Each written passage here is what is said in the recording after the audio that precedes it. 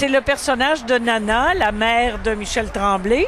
Et pour fêter les 30 ans des Belles-Sœurs en 1998, Tremblay avait écrit, encore une fois, si vous permettez, où il était représenté lui-même par...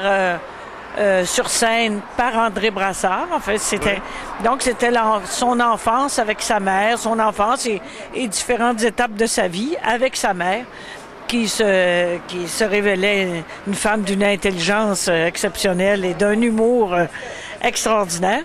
Alors, et puis là, ben, 10 ans plus tard, pour les 40 ans, c'est encore le personnage de Nana. Mais à la fin, encore une fois, si vous permettez, Nana montait au ciel. On vous voit sur l'affiche pieds nus, sur les nuages. Ça va se passer quelque part entre ciel et terre? Au ciel. Disons-le. Au paradis. Au paradis. Parce que Michel Tremblay ne doute pas que Nana est au paradis. Oui, mais elle a plusieurs questionnements au paradis. Elle a encore des petits démons autour d'elle? Vous n'allez pas tout dire. Non, bien sûr que non. Vous avez une tendresse particulière, réciproque avec Michel Tremblay? Oui, bien sûr. Ça va faire 44 ans cette année qu'on se connaît. Ouais. Oui. Il écrit pour vous? Oui, depuis fort longtemps, depuis 1970. Comment se sent-on comme acteur quand on voit, comme actrice, quand on voit qu'un acteur pense à nous en écrivant? Est-ce que c'est pas ajouter un lot de responsabilités additionnelles ou pas du tout? Ou au contraire, ça ne fait qu'alléger le propos?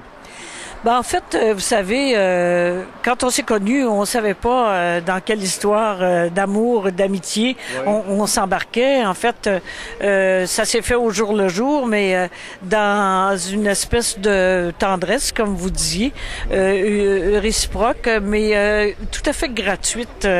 Sans aucune obligation de part et d'autre, parce que c'est senti. C'était tout à fait libre, toujours. Oui, toujours. Un cadeau du ciel, puisqu'on parle du paradis. Un cadeau du ciel, en effet. Puis je le reconnais comme ça depuis très longtemps.